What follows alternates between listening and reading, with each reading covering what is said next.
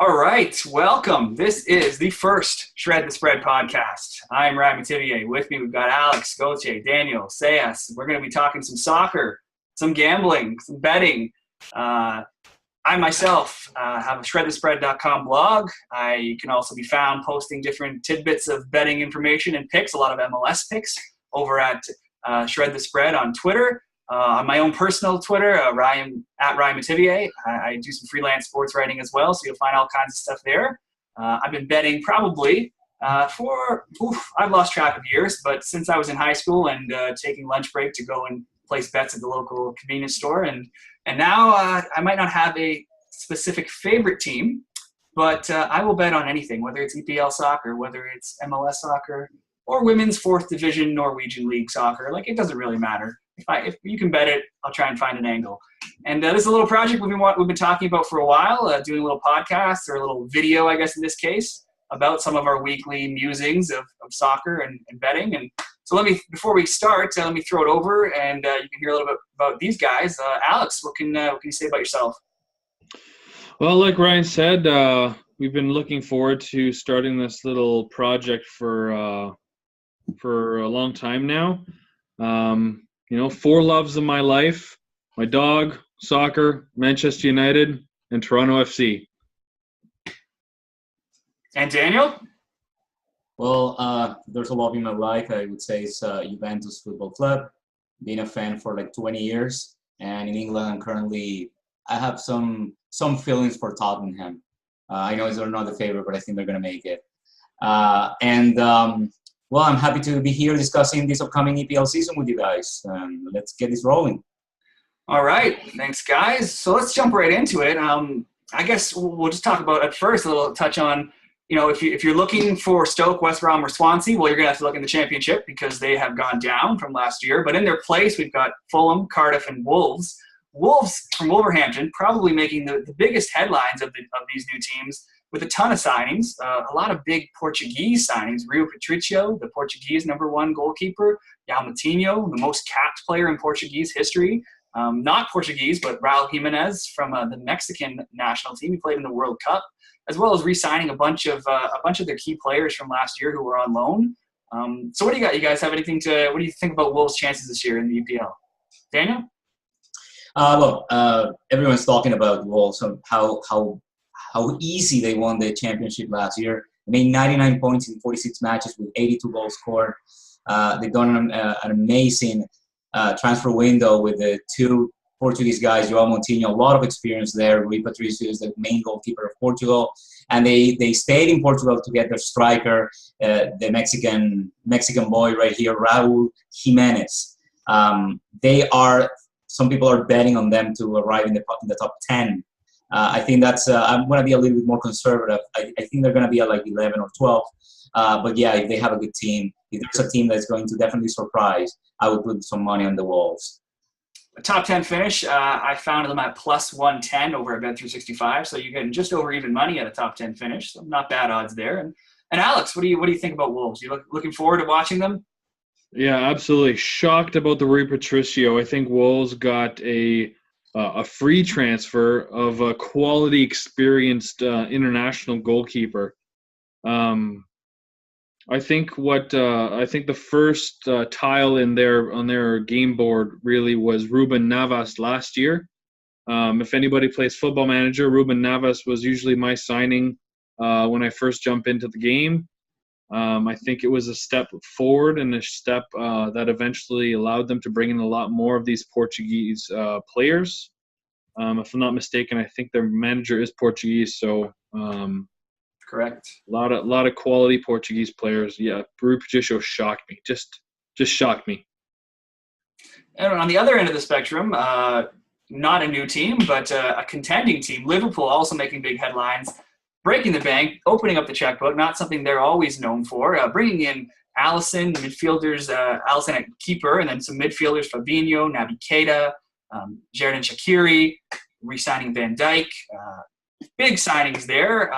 What do you guys think about Liverpool's chances this year and the impact of some of these signings? Alex? I think 2018 was a pretty monumental year for Liverpool.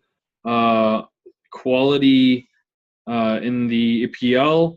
I think their signings for this year are going to push them forward, add depth. Xherdan Shaqiri, Alpine Messi will allow them to maybe take some of the burden off Salah and Sane. Sorry, not Sane, Mane. I think bringing in a quality goalkeeper after Karius's absolute dreadful Champions League final with a quote-unquote concussion, bringing in that kind of experience and that kind of quality will only make them more scary for United. Okay, and then another team up there, Chelsea, just brand new news today, signing a new goalie, Kepa from Athletic Bilbao, only 23 years old. Daniel, what do you think of that signing? Well, he's a great keeper. I mean, he comes from Bilbao. He has a lot of experience. He's young. I'm not saying he's not worth 80 million euros, which is pretty much what he costed. More than Alisson. Yeah, more than Alisson. Alisson is a known goalkeeper in Europe. He made it to the semifinals. He went to the World Cup. I don't know. I don't know why Chelsea would pay 80 million euros for a goalkeeper that has no experience in the EPL. Personally, I think they're going to miss Courtois. We're talking about probably the best goalkeeper in the world. And I don't know, telling their fans that they're going to pay 80 million euros for a goalkeeper doesn't make Courtois substitution. I think it's a mistake. Well, he wanted to leave anyways. I'm not going to lie. I mean, he wanted to stay away. But Chelsea could have spent the money a little bit more wisely. That's just my 2 cents there. Otherwise, there hasn't been, apart from Jorginho, the Italian from a Brazilian background, that Sarri brought from Napoli. Sarri is another referee coach that has no experience in the EPL, and Jorginho has no experience in the EPL. He's a good guy, but I don't know how well he's going to get along with the other players in Chelsea. So I think that out of the 6 teams, I would put Chelsea as the team that has the least amount of chances of making it to the UEFA Champions League. I'm gonna go with 6 for them. Jumping ahead, just giving everything away. But speaking of Chelsea, there, I mean, I guess they're probably kind of up against it to replace Courtois. Maybe that's why they reached maybe for this signing with the EPL transfer window closing before the season starts there on Thursday, but still being open for everybody else that's not in EPL. I mean, maybe that's why they had to get somebody. I mean, knowing that Courtois was likely out the door. You touched on kind of our next little news topic here of new coaches in this league. Sarri coming over for Napoli. Known as a high-scoring team, might be tough if they also lose Hazard. You know, could be a big loss there. They've already lost 2-0 in the Community Shield, so they couldn't get any goals there. I know it doesn't count for a whole lot, but not the best way to start the season off there on Sunday. And then for the first time in over 20 years, we've got a new coach in Arsenal, Unai Emery, coming over from PSG. And then not a new coach, but a current coach, Jose Mourinho, still there and still complaining. Needs more players, wants more players, not sure if he's going to get those players. Not sure if he's making friends, making nice with his current players. Was it Martial who was out of town for having his child and he wasn't thrilled with that? So, Alex, as our resident Man U fan, if you want to touch on a little bit of Man U's offseason. I'll try and stay brief here. Okay. But I think United's camp right now is a little bit up in the air. They need to sign a quality center back. They've been after there's been rumors about Boateng from Bayern, Mina from Barcelona. Maguire's the big one from Leicester. I think that United's season is contingent on signing one of these quality center backs. Maguire coming off a great World Cup with England, scored a great header. I think we really do need to sign a center back, even 2, I would say. And if Mourinho signs another winger, I will burn my old United jersey, because the last thing we need is another Sanchez.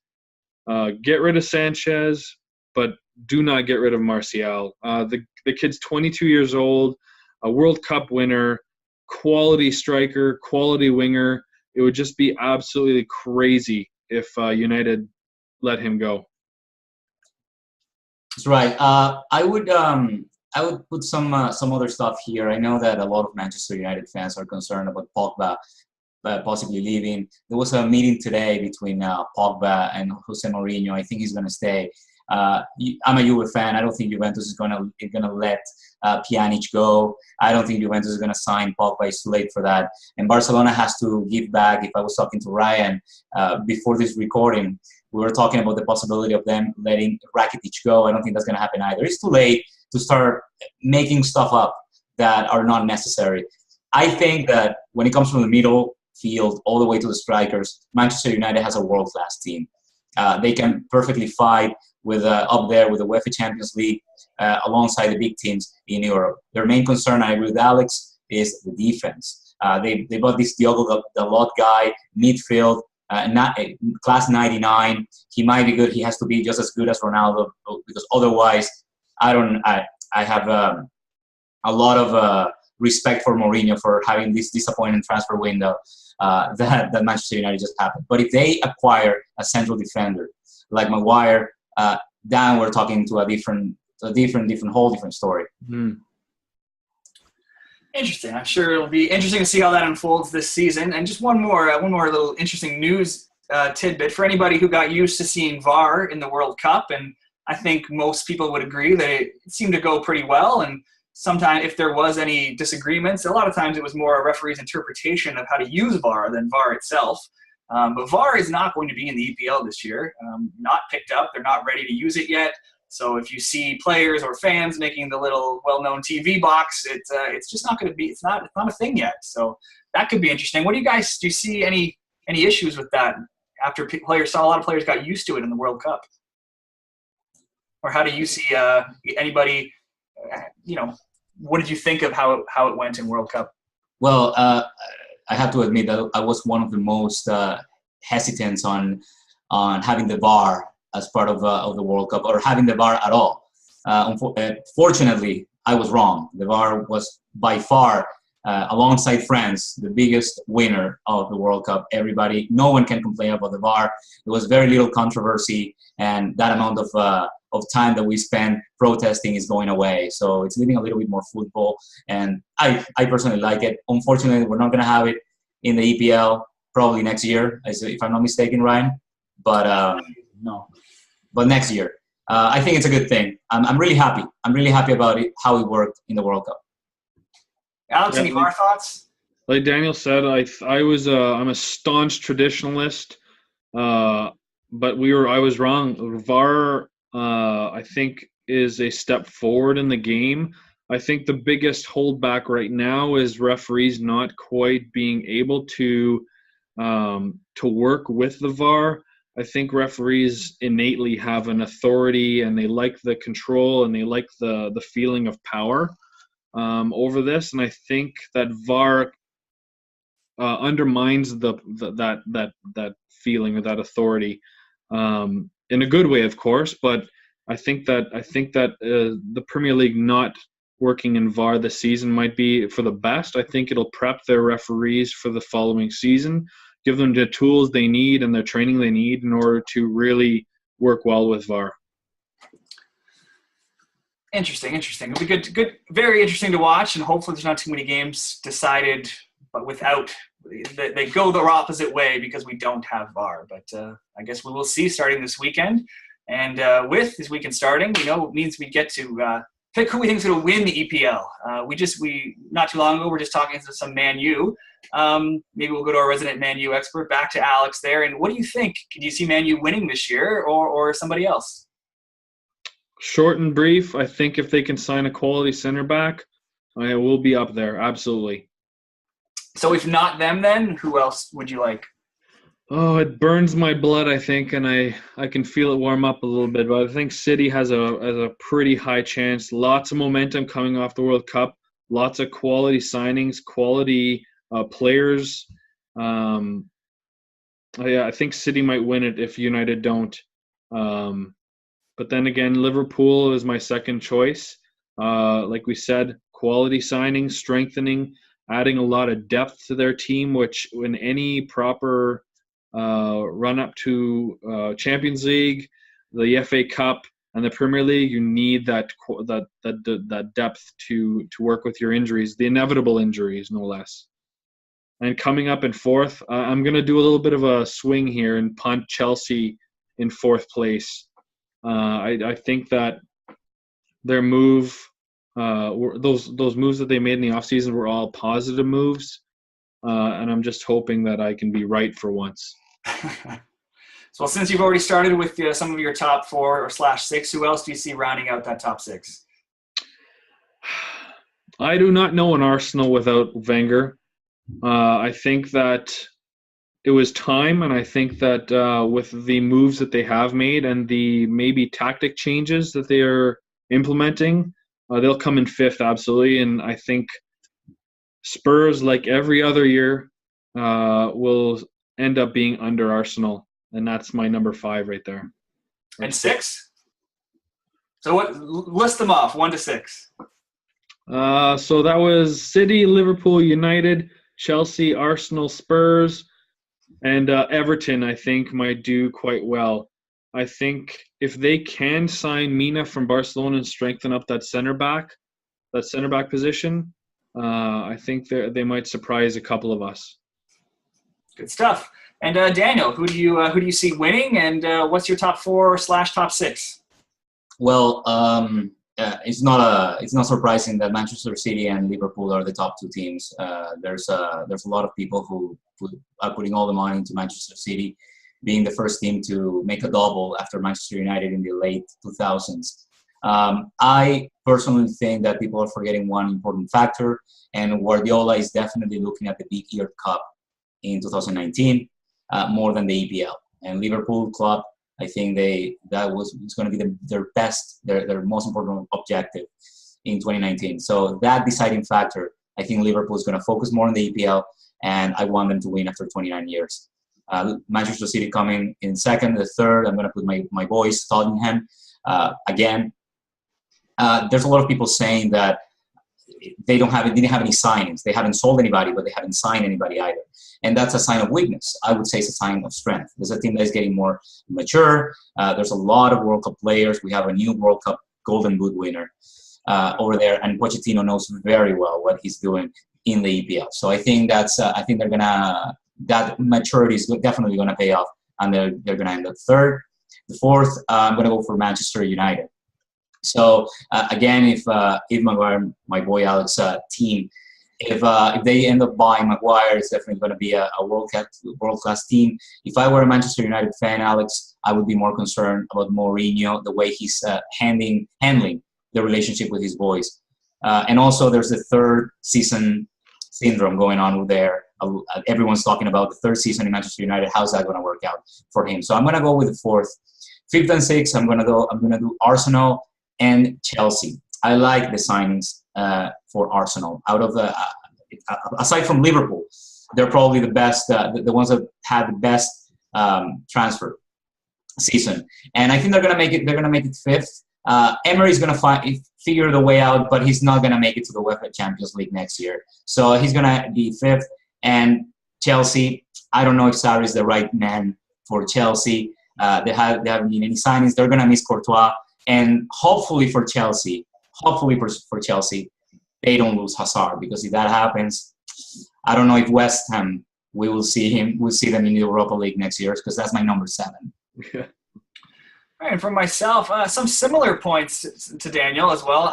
I took Liverpool. I've actually bet Liverpool already. I found them at 5-1 odds last month. That's come down a little bit now. 4 to 4.5 now is depending where you're shopping for your bets. So I thought 5-1 was good value there. Similar to what's already been said, lots of great signings. I really think they're going to be gunning for it this year.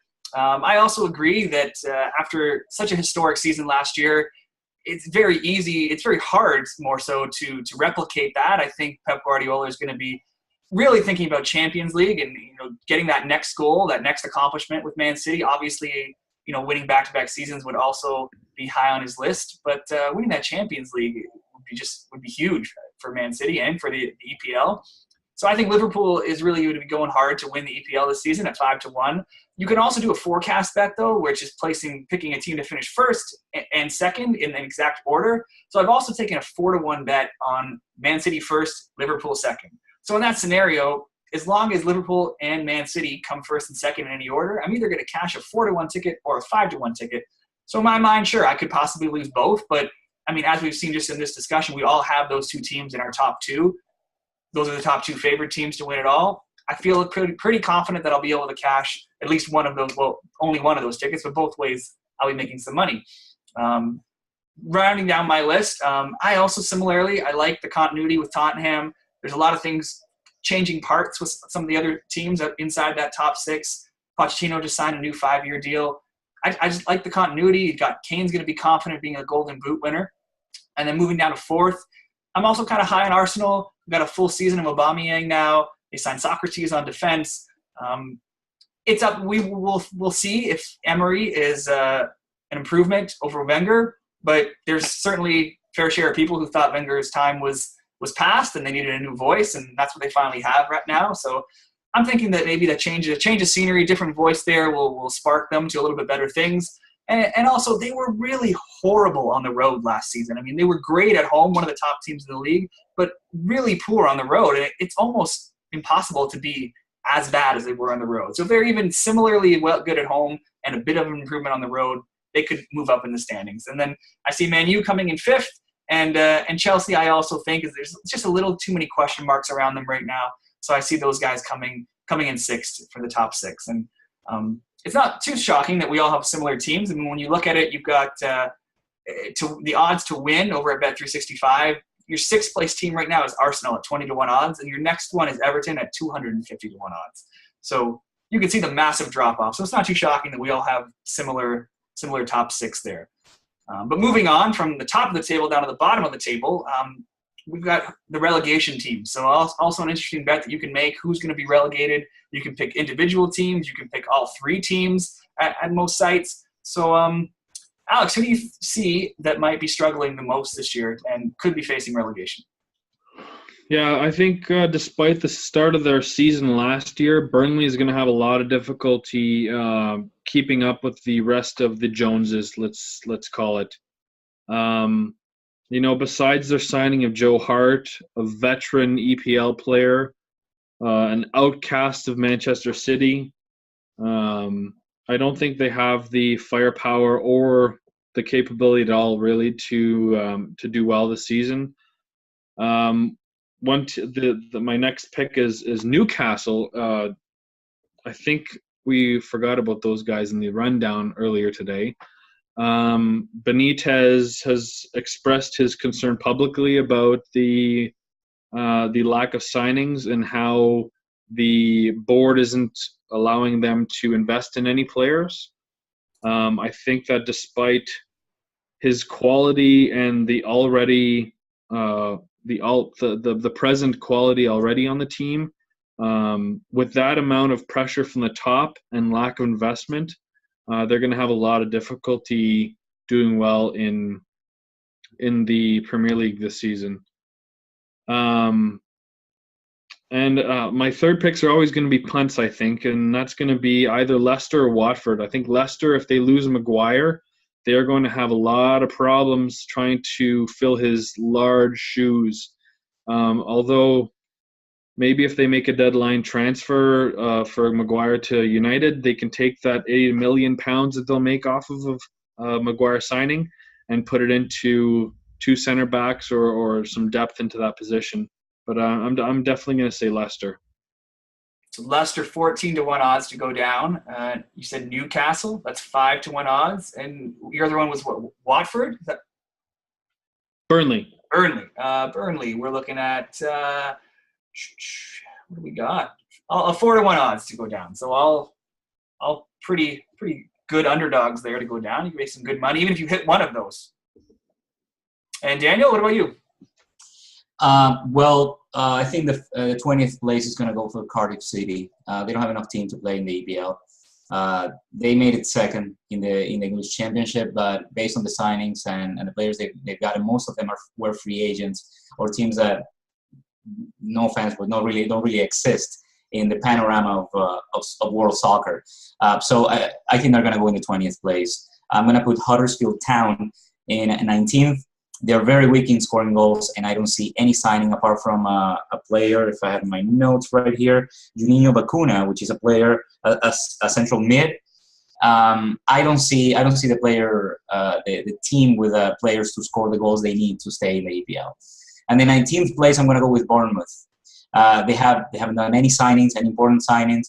Out of the underdog teams, I think it's the team that has made one of the poorest signings during the transfer window, and they have no signings for whatever players they have, good players they have, in case they need to be replaced. I'm gonna put those three in going down. I wanna talk about a little bit Burnley, two teams that Alex mentioned, Burnley and Newcastle. Although they had a great season last year, Burnley, it's important to clarify that they were the sixth worst offensive team in the EPL. So they got in the 7th place by not scoring goals. And they actually received 39 goals opposed to 36. So they received more goals than what they scored, and they still got 7th. They only depended on the defense. This year there hasn't been any significant improvement in terms of players, no new additions to the team, and they can compete in both Europa League and the EPL.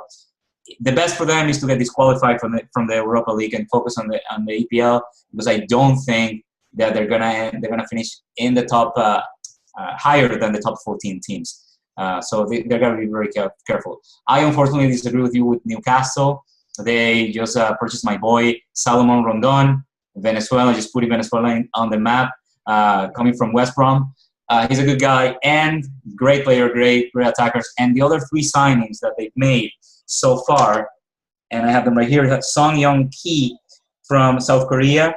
He was the captain of South Korea in the World Cup on all 3 matches he played. We have Yoshinori Muto from Mainz. He also played he only played 1 match, but didn't complete the 90 minutes, but he was still qualified for the World Cup. And then they have a Swiss player who made it to the 8th finals in the World Cup. So we have 4 good signings, and I think Newcastle and Rafa Benitez boys, even though they don't have much money going on, I think they're going to save themselves from relegation. So say those 3 again that you got. Those 3, Daniel? Going to be Cardiff City, Huddersfield Town, and Bournemouth. Okay, so Cardiff, we got -150. They are the favorite to go down. Huddersfield +110, the second's favorites, and Bournemouth +450, so 4-1 up, 4.5 to 1 up. I was very conservative here. It's okay, because I just like in who we thought was going to win, I think you might have been reading my notes. Maybe I sent you the wrong email. I'm not sure. But I also like Cardiff and Huddersfield to go down for some similar reasons. Cardiff, they certainly did not make any of the big signings that, a team like Wolves did, that a team even like Fulham, they made a bunch of signings too.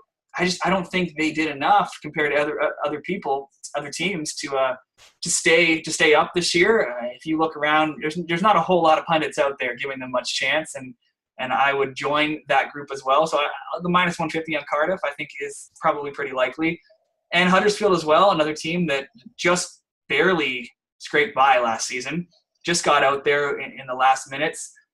58 goals allowed. I mean, I had money on them in the last few weeks to be relegated, and so obviously I lost that bet, but they just barely scraped out. And then a little bit farther, a little bit bigger punt, I guess, would be I have Southampton. Similar, they're 7-1 odds, but they were actually the team that just barely. They were actually below Huddersfield. I believe they had 21 games without a win last season straight. Only 37 goals for, 56 allowed. Really pitiful season, really. And I know they signed a new goalkeeper. They brought in a defender, I believe, from Borussia Mönchengladbach. But, I know it's 7-1. If they stay up, I know they make their living off strong defense and getting the most out of guys that a lot of people don't expect a lot from. But, hey, at 7-1 odds, there's probably worse bets out there than taking a chance on them. And actually, if you put all 3 of those bets together, it would be 40-1 on Cardiff, Huddersfield, and Southampton all to go down. So moving on to our final segment here, looking at week 1. Guys, this is where we'll keep track of these bets on a week-to-week basis just to see how we're doing and who's, maybe we can have some friendly wagers going between ourselves of who has the best record at the end of the season. But who do we like for some best bets in week one? I don't know, Alex. Who do you like? Any teams stand out? Any games you like? You're gonna see my betting affluence here in this choice. I like the Liverpool-West Ham game.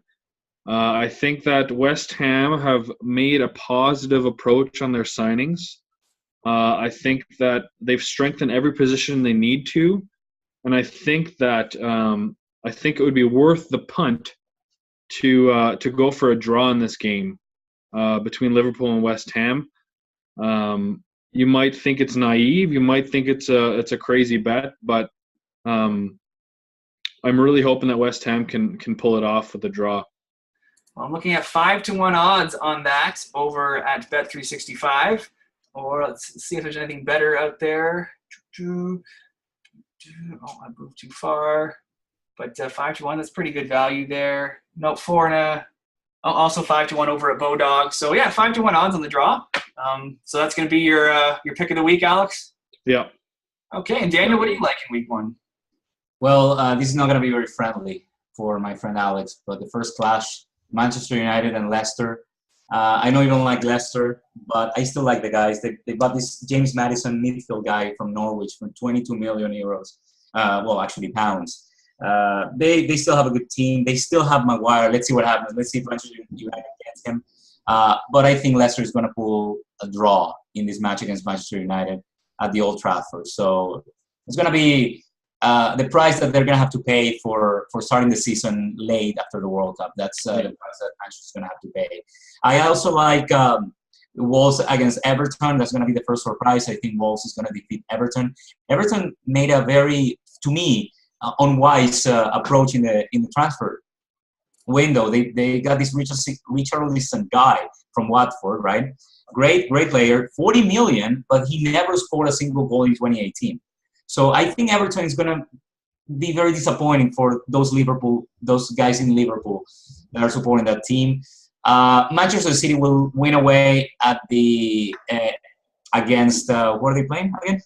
Manchester City. Arsenal. Arsenal. I think Manchester is gonna. I think in that big clash, I think Manchester is gonna win. But Arsenal will score once. Arsenal will score at least one goal. And so what game? So what do you like as a bet in that game between Arsenal and Man City? It's gonna be Man City to win and both teams to score. And both teams to score. Arsenal will score only one. All right, I don't have the odds right in front of me there. I can pull that up. It is a bet you can make. It is. Goals. I'll pull that up afterwards, and we'll add that to the chart. Man City to win and both teams to score. Anything else? And Tottenham will defeat Newcastle. Newcastle won't be able to score. Tottenham. So that is plus 105. So just over even money. All right. So Daniel, a few bets. Daniel, we can agree that no matter what, we will see Maguire in the Manchester United Leicester game. On one side of those guys. We don't know where. We don't know which blue or red. It's gonna be there. Yeah. That's all true. right. Okay, so then for myself, I also, again, we got a lot of similar picks, Daniel. I do have Wolves plus 125, so you're plus 1.25 odds there. I mean, Wolves, I think we're reading the same websites. I think we might be reading some of the same websites. Maybe I'm not. It's possible. Wolves at home in the championship, 16-5-2, 47 goals for, 18 goals allowed. Everton on the road last season, 3-6-10, only 16 goals for, 36 goals allowed. Wolves, like you said, spent over 40 million. They brought in a lot of great players this season. They're at home in their first big game of the EPL season. They were 9 points clear at the top of the championship last season. Everton, they've got a new coach, Marco Silva from Watford. What was Watford known for last season? Scoring some goals, but also allowing a ton of goals. Now they're going on the road against a team and all pumped up for their first EPL game. I like Wolves. At the plus money, at home, I think they're the better team. I'll take Wolves. I'll go with that. And then I also have a pick also in that actually, I have a two-team double. So I'm touching on both two games that you guys have touched on as well. I like Liverpool at home to win. They were undefeated at home last season, 45 goals for, 10 allowed. West Ham allowed the most goals on the road with 42. Liverpool beat them 4-1 both times. So I know that doesn't pay out very much on its own, but if you put Liverpool together with Arsenal and Man City, both teams to score, that comes out to -108. So you're looking at basically just under even money. So I like those two games together. Arsenal, like I said earlier in this podcast video, Arsenal is great at home. They had 54 goals at home. That was only behind Manchester City. They got new coach, motivation. How many times do you see that new coach bump when even a bad team hires a new coach and they come out strong? So they're going to be motivated to come out strong in that first game. City had the most road goals last season at 45. Actually, there was only 2 games all season last year where they didn't score a goal.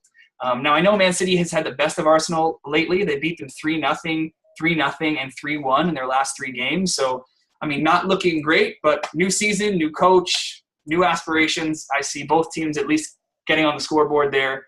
I like Liverpool and both teams to score with Arsenal, Man City, as well as Wolves. And then just a couple fun bets that I see, not from necessarily week 1, but Wolves in the top 10, plus 110 odds. A Liverpool treble, if anybody thinks, I mean, I know it's probably a little far-fetched, but at 250 to 1 odds in Intertops, you can take Liverpool to hit the treble. I love those odds. Southampton to finish in the bottom half, -250. Not going to pay a lot, but if you can find something else to put with that, or even if you just want to pay a little bit of that juice and Southampton come in the bottom 10, I don't see Southampton coming in the top 10. To me, that looks like a lock. And then there's a season match bet where you can bet teams against each other. So I've taken Liverpool to have more points than Man U, together with Wolverhampton to have more points with Leicester, and that plays plus 218. So just over 2-1 odds for those Wolverhampton to be better than Leicester and Wolverhampton to be better than Leicester and Liverpool to be better than Man U. So I found that at Bet365. That's better in game against each other or better in the season? Best team at the end of the season. Okay. So this was great, guys. I see our timer is ticking down on our free version of Zoom Media. So if anybody has any final word. What? Yeah. Our future sponsor. Future sponsor. We are currently sponsorless, beholden to no one. But friends, family, anybody who's out there, come at us. We'll sponsor you. We'll put your product out here. We'll take small change. Anything. Great job, guys. I like what we have. See you guys. Thank you. Cheers. Bye.